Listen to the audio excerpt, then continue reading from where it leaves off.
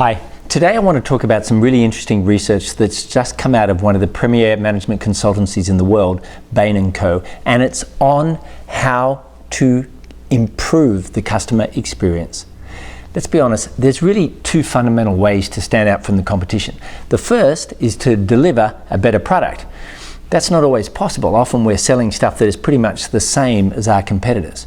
But the second is an area that a lot of people are not spending much time on, and that is how to improve the customer experience. Because the fact is, you can sell an average product, but if you wrap it with an extraordinary customer experience, you can still make a lot of money and build a terrific business. So Bain & Co have gone into this in great depth, as you'd imagine, and they've come up with 5 important questions that you need to ask yourself when developing a customer experience. And question 1 is, what do we want to stand for in the eyes of our customers? Unless you get clear on what your company vision is, it's very hard to create a customer experience that is absolutely world-class. And yet so many entrepreneurs are not really clear about what their company brand is and what their company really stands for. So do the work up front, get a crystal clear vision, and make sure your staff know it. And then you can build a customer experience that best reflects that vision. Question 2 is, what actions will have the greatest impact on our target customers?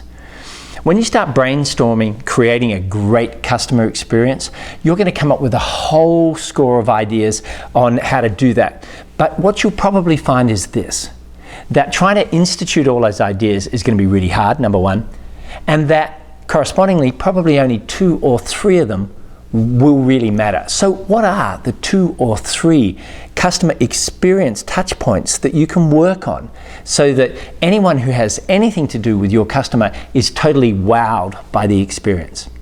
Question 3 is, how can customer feedback promote learning and behavior change? So it's all very well you saying we're going to have a great customer experience and they're going to love us because we're going to do X, Y, and Z. But unless you ask the customer their opinion about what they want and what they expect from a customer experience or what they would hope for in an experience of your company, then you might be missing the mark. So what you've got to do is you've got to survey them, you've got to interview them, you've got to show your empathy and get close enough to them so that you fully understand their needs and their desires. And only then will you design a customer experience that really resonates with them. And question 5 to ask is, how can we anticipate and mitigate risks in order to sustain the changes? So let's say you come up with a whole stack of ideas for improving the customer experience. The very worst thing you can do is introduce this into your company and then not deliver it.